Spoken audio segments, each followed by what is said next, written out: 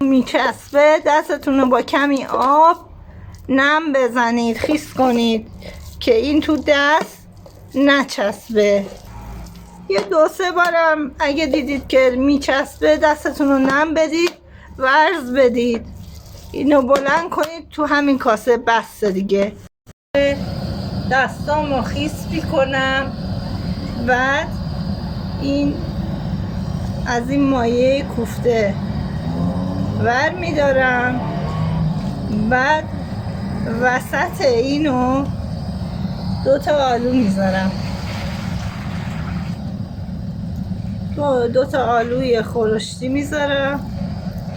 حالا این آلو مخصوصه، حالا شما هر نوع آلو دوست دارید بذارید و اینو تو دستمون ورز میدیم.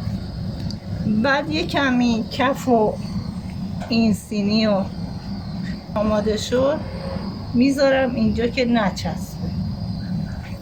کار رو انجام میدیم.